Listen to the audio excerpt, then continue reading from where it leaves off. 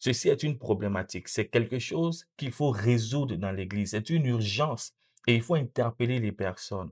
On ne sent pas la consécration. Les chants sont vides. Les chants qui sont censés apporter la consolation, le réconfort, ces chants-là ne reflètent rien de la divinité de Christ. Shalom, shalom à tous. Que la grâce et la paix de notre Seigneur demeurent avec vous.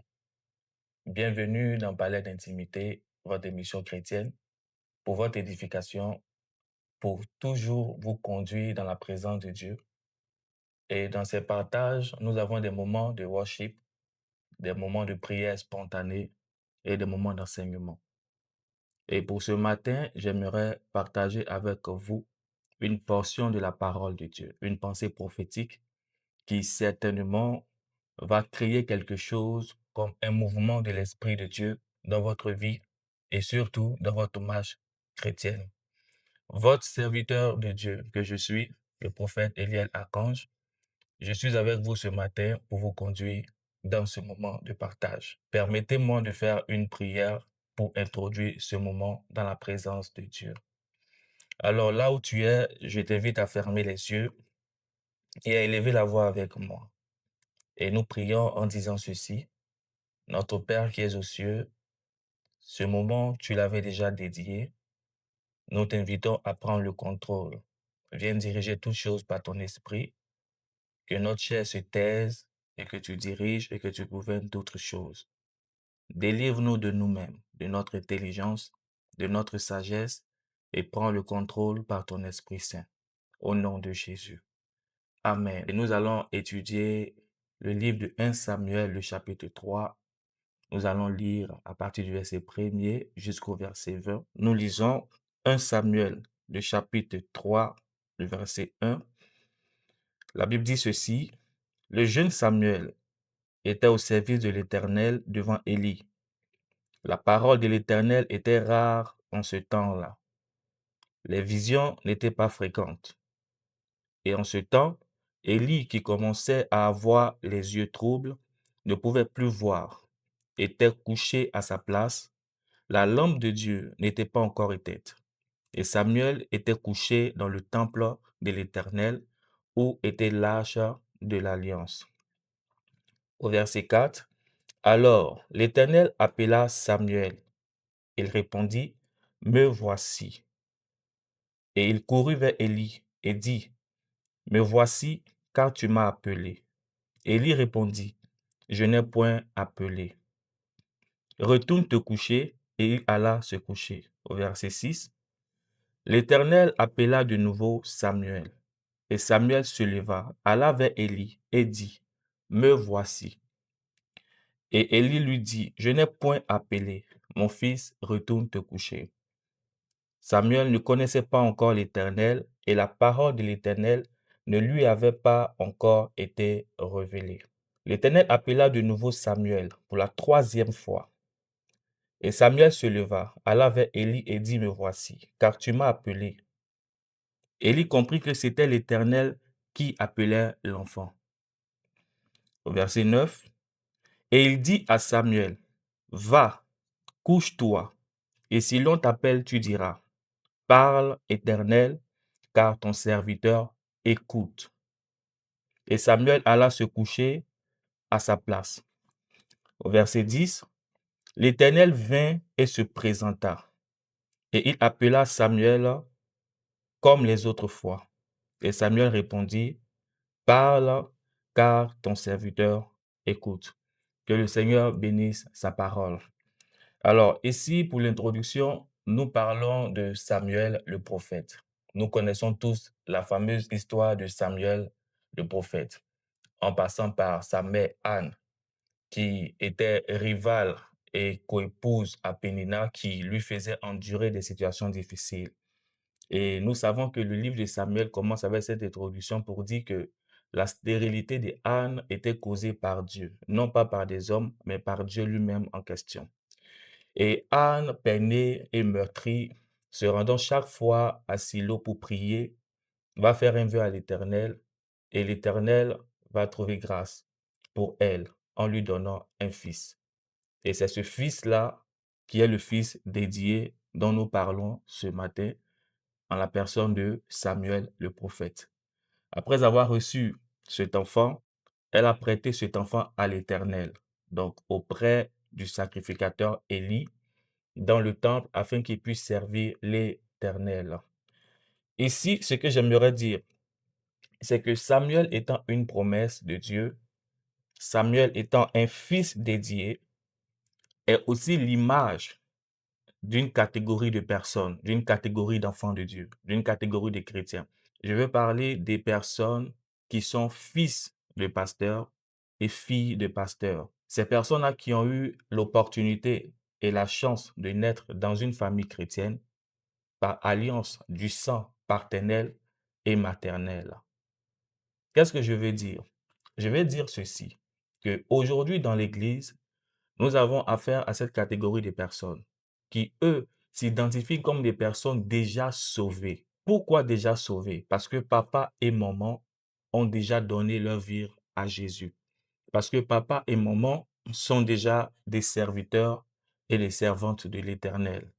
Est-ce que cette façon de voir les choses est bonne? Est-ce que cette façon de voir et de comprendre la parole de Dieu est-elle d'actualité? Non, c'est une pensée erronée.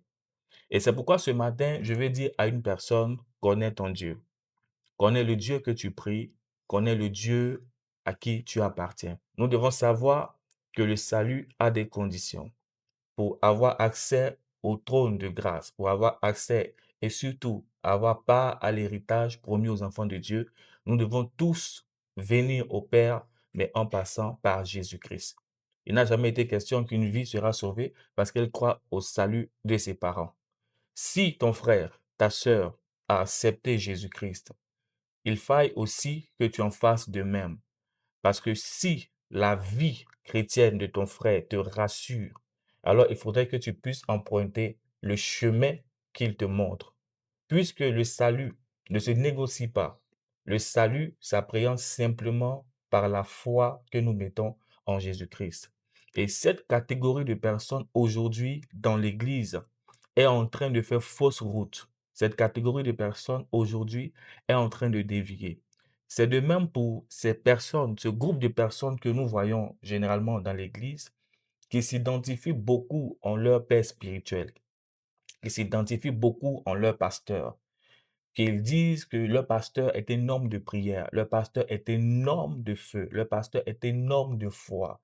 Et ils ont cette ferme assurance que le fait de se tenir auprès de cet homme de Dieu ou auprès de ce pasteur leur garantit systématiquement ou automatiquement le royaume des cieux. Ceci est une pensée erronée. La Bible dit clairement que ce n'est ni par la chair, ni par le sang, ni par la volonté d'un homme quelconque que le sacrifice de Jésus-Christ a été fait. Le sacrifice de Jésus-Christ a été fait dans le but d'apporter la libération à l'humanité, dans le but d'apporter les voies de l'Éternel, d'apporter le royaume de Dieu sur terre, afin que quiconque puisse croire que celui-ci soit sauvé.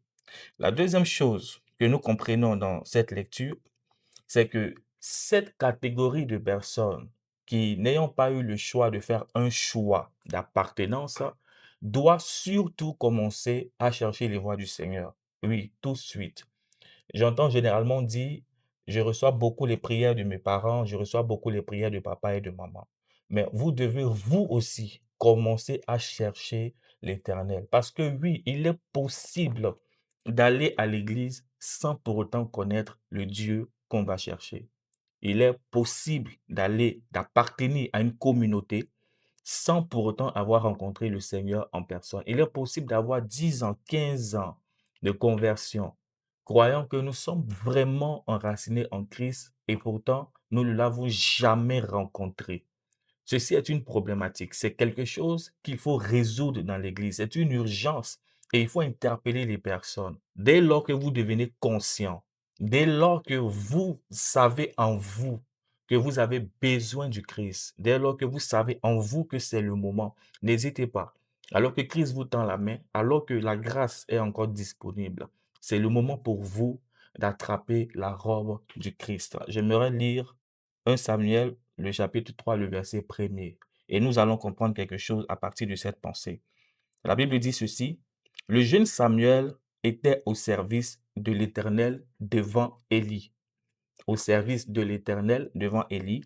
La parole de l'Éternel était rare en ce temps-là, les visions n'étaient pas fréquentes.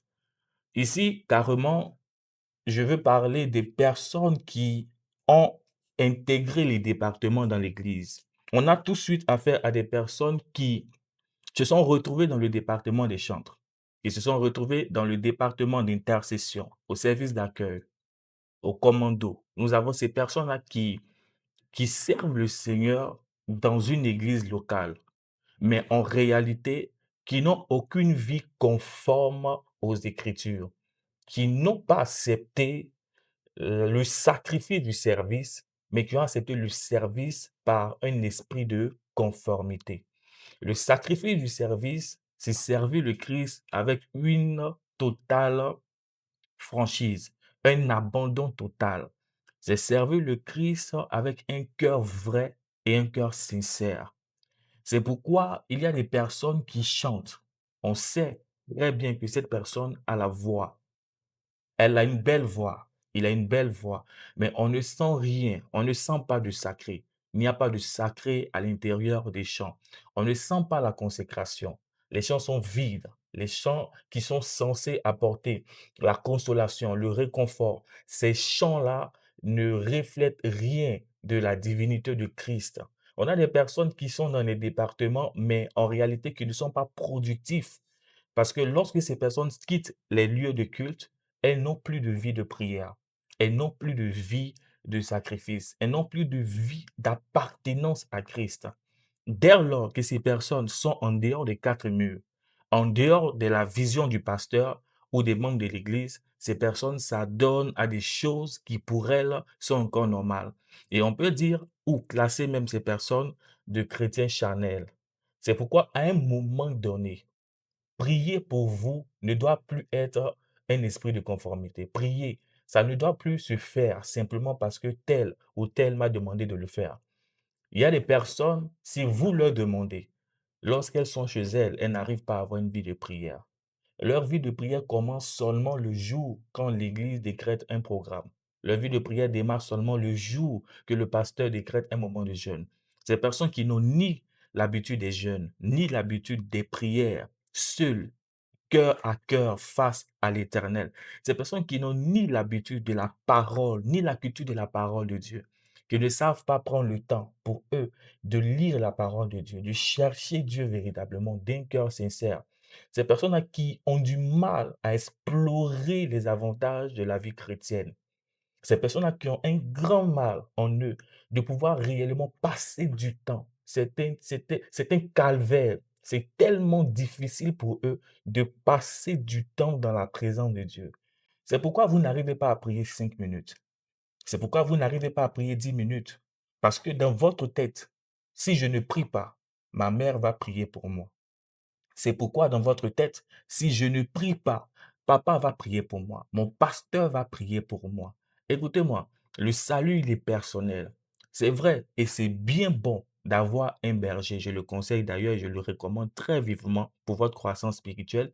Mais sachez que lorsque vous avez un berger, lorsque vous avez un conducteur, cela est dans le but de vous édifier, de vous bâtir, de bâtir votre vie chrétienne.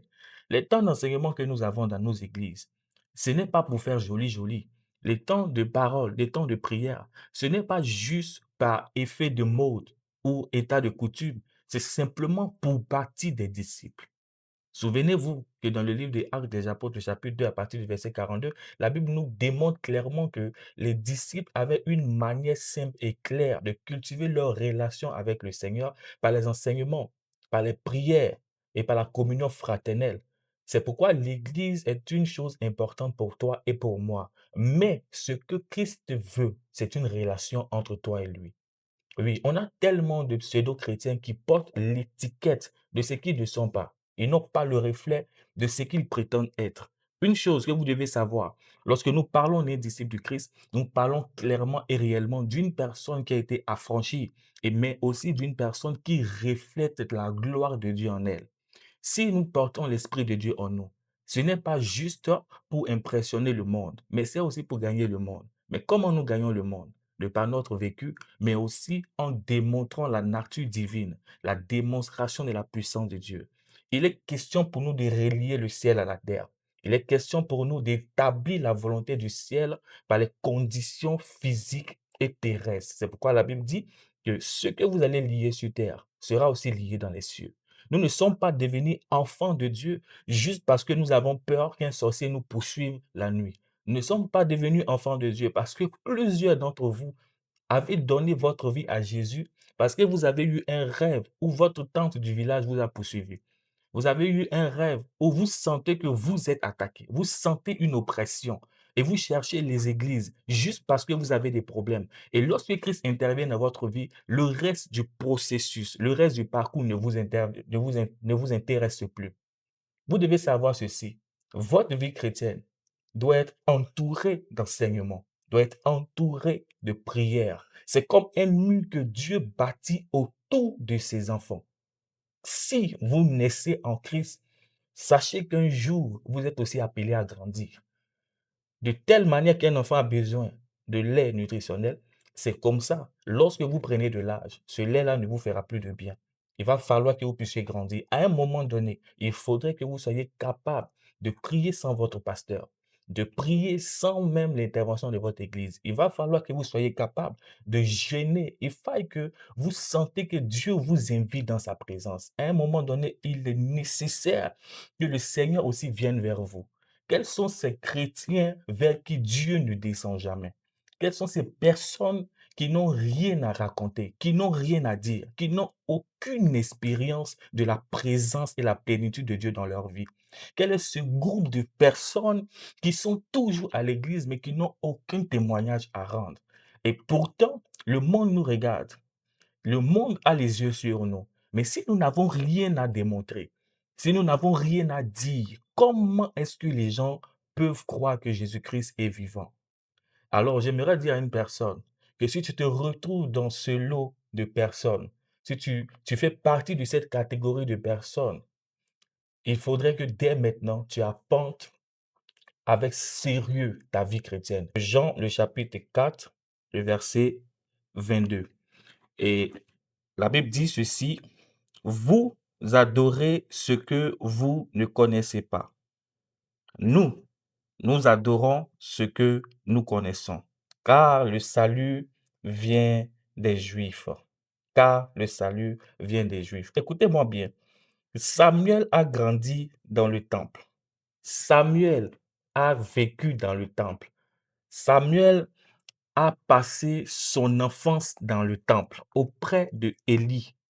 Donc, l'éducation que Samuel a reçue, c'est une éducation sacerdotale. Samuel a grandi comme à majorité tous les enfants juifs. Lorsqu'ils naissent à partir d'un certain âge, on leur apprend la Torah, on leur apprend le livre de la loi et des prophètes, on leur apprend les préceptes et surtout les recommandations divines. Donc, vous voyez un juif, tout de suite, il est impliqué et imprégné fortement dans la connaissance de la Torah. Tout de suite, vous voyez, il a le Tanakh.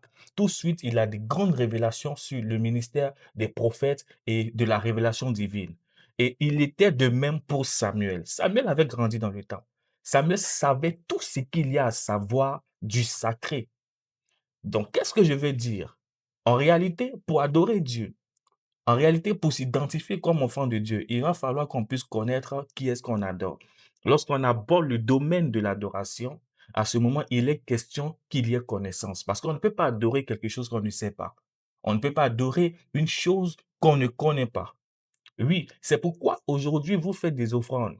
Vous donnez vos offrandes à l'église sans répondant. Parce que vous avez oublié qu'il a été dit qu'avant de donner ton offrande, souviens-toi, s'il y a un problème avec un frère, s'il y a un problème avec une sœur, dépose ton offrande, va d'abord te réconcilier et après viens poser ton offrande. C'est pourquoi tu as passé ton temps à te promener d'église en église sans avoir de résultat. Parce que tu as cru certainement que c'est parce qu'il fallait aller dans une grande église, faire une grande offrande qui amènerait le résultat que tu recherches. Tu as peut-être pensé que c'était le problème ou la faute du pasteur.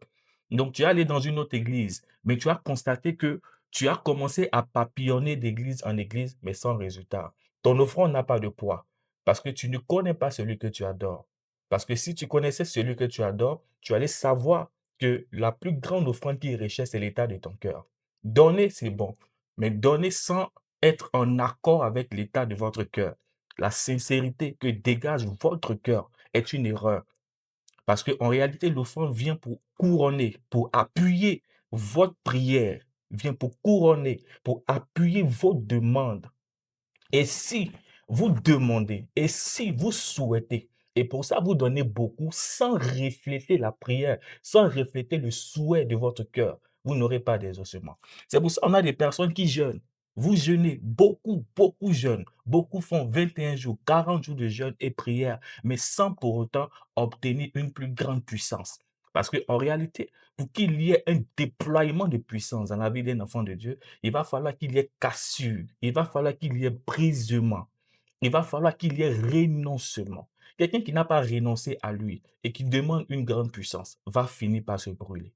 Parce que si vous avez la puissance et que vous n'avez pas en vous la vie de l'esprit, en passant par le fruit de l'esprit, vous devenez un danger pour vous-même, mais aussi pour le corps du Christ. Quel est le bien que vous pensez rendre à l'Église? Quel est le service que vous croyez pouvoir rendre à l'Église si vous n'êtes pas réellement affranchi depuis l'intérieur de vous-même?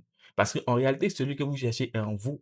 Il cherche votre cœur. Il veut votre cœur. C'est pourquoi la Bible dit que ceux que Dieu recherche, ce sont des véritables adorateurs. Mais on ne peut pas parler d'adoration sans connaissance préalable du Dieu que nous adorons. C'est pourquoi beaucoup de personnes savent lire la Bible. Ils connaissent, ils ont une connaissance accrue des voies scripturaires. Ils ont une connaissance accrue de la parole de Dieu.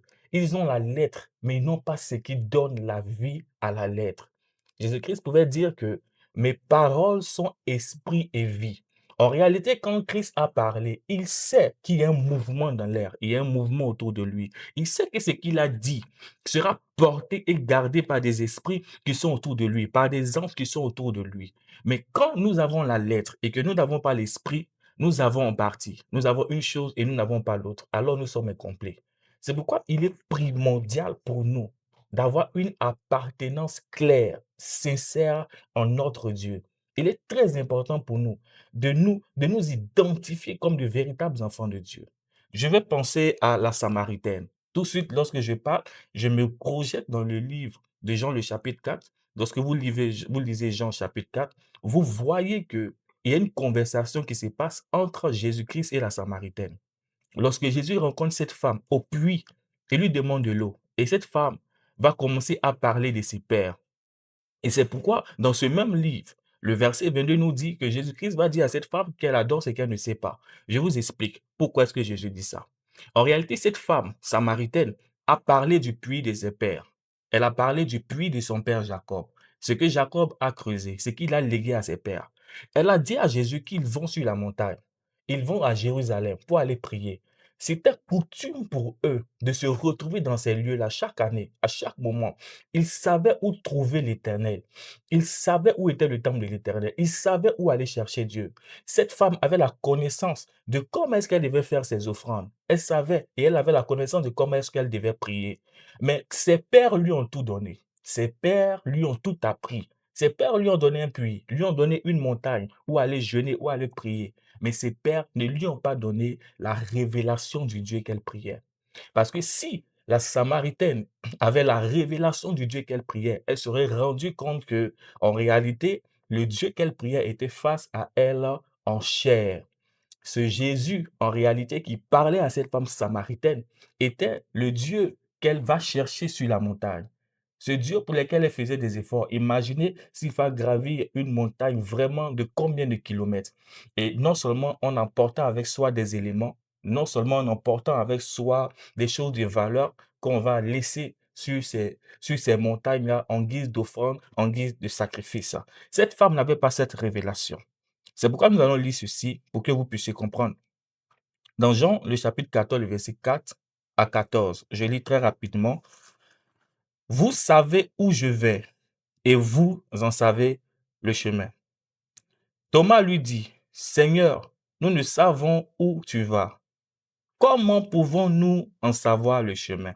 Donc, il y a une conversation ici entre Jésus-Christ et ses disciples. Et c'est Thomas qui lui répond. Et Jésus va dire ceci.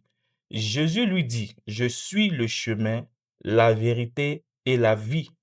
Nul ne vient au Père que par moi. Si vous me connaissiez, au verset 7, si vous me connaissiez, vous connaîtriez aussi mon Père. Et dès maintenant, vous le connaissez et vous l'avez vu. Ici, il y a comme un jeu de mots. Je constate très clairement que le verbe connaître a été utilisé dans différentes conjugaisons. Il dit si vous me connaissiez, donc on fait référence carrément à un temps passé, vous me connaîtriez, on fait référence à un temps futur, et dès maintenant, vous le connaissez et vous l'avez vu. Voici une conversation très révélatrice de la parole et de la pensée de Dieu. Mais on va s'arrêter principalement sur le verset 6. Jésus dit, c'est moi qui suis le chemin, la vérité et la vie. Nul ne vient au Père que par moi. Donc voici une affirmation pour tout enfant de Dieu qui cherche Dieu, pour toute personne qui est en guise de recherche d'une foi certaine, qui a l'amour de Dieu, qui veut rencontrer le Seigneur. Il doit comprendre que Christ est la révélation du Père manifesté en chair. Et c'est ce que la Samaritaine n'avait pas compris. Laissez-moi vous mettre en garde par rapport au conformisme religieux. Laissez-moi vous mettre en garde par rapport à la lettre. Laissez-moi vous mettre en garde par rapport au suivisme. Vous devez être des personnes de révélation. Vous devez être des hommes et des femmes de révélation. Parce que Christ est une révélation. Christ est une révélation du Père manifesté en chair. Si la Samaritaine l'avait su, je crois qu'elle aurait conversé différemment avec Jésus-Christ.